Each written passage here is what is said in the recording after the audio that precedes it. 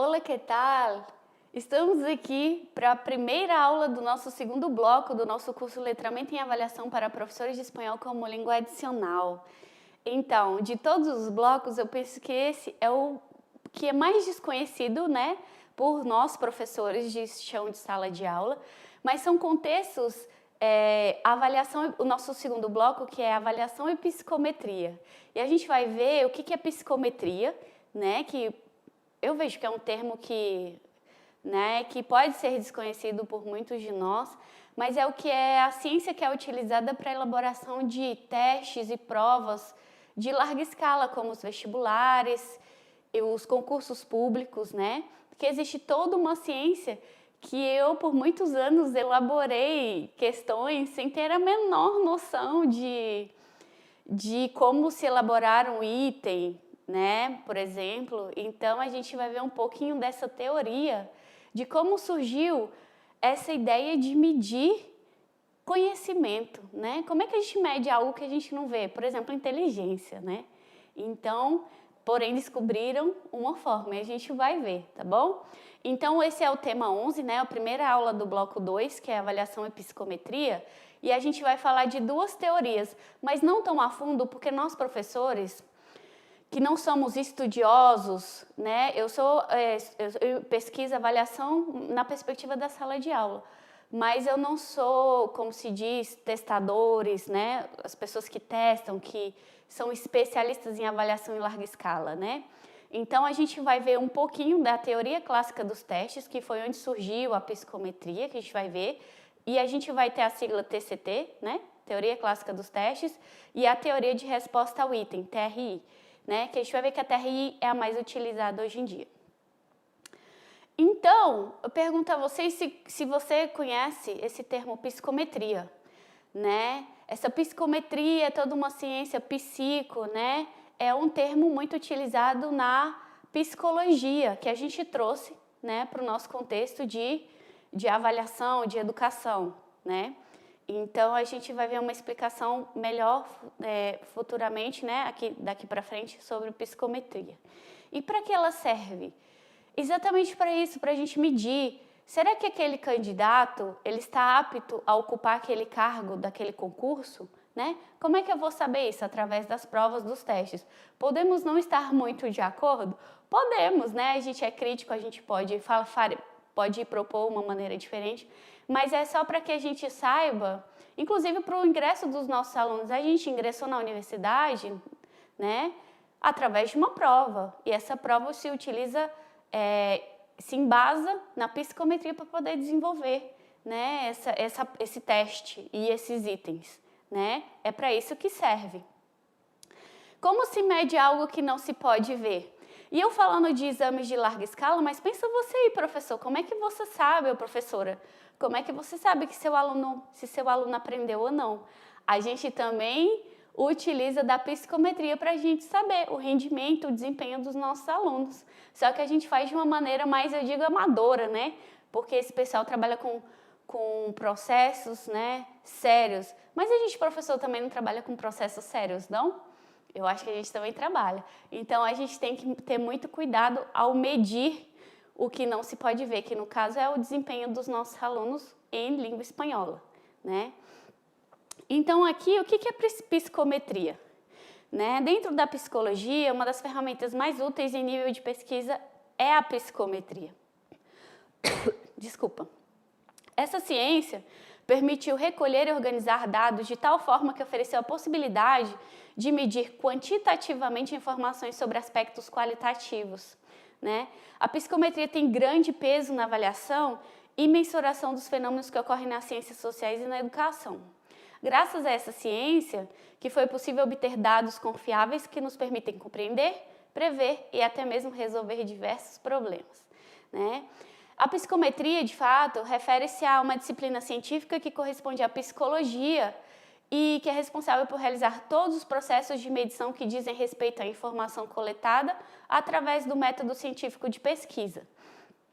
Essa ciência não se limita apenas à coleta de informação, mas também nos permite desenhar testes psicológicos que posteriormente podem ser elaborados. E graças à sua contribuição, esses testes podem ser ajustados e melhorados para que sejam válidos e confiáveis. Ou seja, os testes utilizados, né, creio que há uns 50 anos, eles já foram redesenhados e considerando outros aspectos, enfim, vem sempre evoluindo. E pode contar com dados numéricos que proporcionem conhecimento sobre traços de personalidade e outros aspectos relacionados com o psiquismo, tanto humano quanto animal. Isso aqui me pareceu bem interessante. E nos permite compreender melhor esses fenômenos, além de proporcionar um caráter preditivo, né? Então, a psicometria não se trata apenas de colocar em números as informações obtidas, né? Não é só transpor, mas também da ética da aplicação dessas informações. Inclusive, sobre ética, nessa pesquisa, né, nesse curso que faz parte de uma pesquisa de doutorado, eu tive que tramitar isso para comitê de ética para obter a aprovação, porque se trabalha com seres humanos, né? E não é tratando com genética, DNA, porque essas pesquisas que envolvem seres humanos e com partes do corpo humano, isso exige ou deveria exigir, né? Mas no Brasil esse trabalho é bem sério, que exige a aprovação de comitê de ética para que a pesquisa possa avançar. Então, essa pesquisa aqui a gente tem aprovação de comitê de ética, tá bom? E nem é tanto tratamento, mas a gente trata com dados, né, de vocês, contra vazamento, enfim. Então, a ética é muito importante nessa questão da psicometria, tá? E aqui um pouco de história, né? Que foram encontradas evidências de que desde o antigo Império Chinês, passando pelo Império Grego, houve tentativas ou formas de medir esses tipos de variáveis. Alguns dos exemplos mais claros, embora não tão confiáveis, né, são suposições históricas, né? São através de aspectos como tipo sanguíneo ou escala de personalidade. A partir de então, muitos psicólogos e médicos assumiram a tarefa de formalizar ainda mais essa disciplina. Um dos exemplos mais notáveis é o de Kraepelin, que criou os primeiros testes que procuravam medir características que permitiram classificar os indivíduos, né? Então, o que são essas avaliações desses testes psicométricos? Os exemplos aptidão, capacidade cognitiva, de lógica, né? A gente meio que lógica é um pouco difícil, mas tudo bem. Avaliações de personalidade, inteligência emocional, que eu gostaria tanto que tivesse mais, e preferências comportamentais, né? Geralmente para uma vaga de emprego você tem entrevista, né? Geralmente o RH, o Recursos Humanos, vai te entrevistar e ver se você tem o perfil para aquela vaga. Então é basicamente isso, tá? Um exemplo muito comum são os testes para dirigir carro, né? Para tirar carteira de motorista, carteira de habilitação ou portar arma de fogo, né? Muito tenso isso, mas enfim. E tais testes buscam traçar o panorama de diversas funções, cognitiva, psicológico e emoções do sujeito.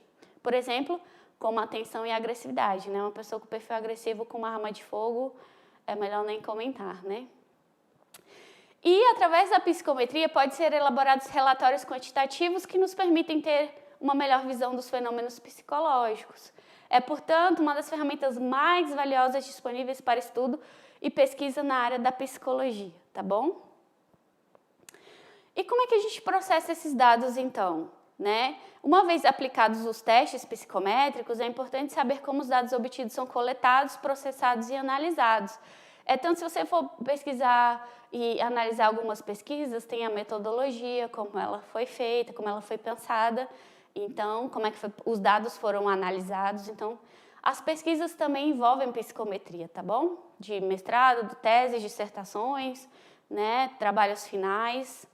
E a primeira coisa é entender quais são as técnicas pelas quais é realizada a coleta de dados, e são elas. A observação direta pode ser utilizada, questionários, entrevistas, pesquisas, análise de conteúdo documental, tá bom? E no que diz respeito à análise dos dados, todas as informações obtidas através da coleta prévia devem ser submetidas a operações e classificações para se chegar a conclusões precisas e que ofereçam mais recursos à pesquisa, né, à investigação. Então, é nesse sentido, tratar os dados é um trabalho muito sério, porque você consegue inferir coisas, né? E chegar a algumas conclusões. E aí, uma curiosidade para vocês, né? A gente supostamente vive em um país laico, mas eu pergunto para você que está aí, qual é a relação que há entre a psicometria e a religião, né? No Espiritismo, chama de psicografia, né? Tá psicografando, né? Em que o médium, né? Eu não sou praticante de nenhuma religião, é só porque é uma curiosidade. Então, fala que são os médiums, né? Que conseguem fazer a psicografia, que é transcrever o que aquele, né? O espírito, né? Não sei se o termo correto é esse, mas é aquilo que chama da mediunidade, que aí o médium consegue falar ou escrever aquilo, né? Que aquela pessoa que já faleceu quer contar para os parentes que ainda estão vivos. Então, é nesse sentido que também tem uma relação com a psicometria, tá bom? É só uma curiosidade. Ou seja, o estudo da psicometria vai muito além da avaliação da inteligência, sendo este o item mais estudado, né? Que é o mais utilizado na psicometria para a suposta medição da inteligência, né? Pois também é responsável por avaliar outras instâncias psíquicas e até comportamentos cognitivos e emocionais. Atualmente, os avanços tecnológicos eles têm permitido o desenvolvimento de mais e melhores recursos que facilitam o trabalho da psicometria. Tem muitos softwares que você coloca os dados e ele já trata os dados assim, né? Lógico que precisa ali de um trato humano, né? Para corroborar os dados, enfim, né? Através da criação de programas ou aplicações capazes de gerar dados confiáveis e válidos para a criação de instrumentos de avaliação de diversos tipos de áreas. Durante muito tempo, olha só que curioso, né? Esse ramo do conhecimento foi uma área marginalizada para muitas pessoas, mas que para qualquer pesquisador rigoroso é uma disciplina importante de conhecer, compreender e gerir com perfeição, né? Esse aqui eu trabalho com exemplos, né?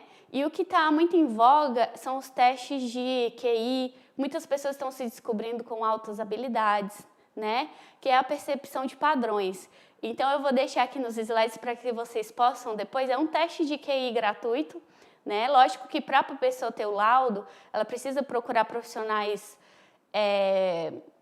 adequados, né? Psicólogos, para fazerem os testes, né? De forma válida e confiável, para depois obter o laudo. Mas isso aqui é só para vocês, quem nunca viu um teste de QI, para ver como funciona. É bem legal, tá bom?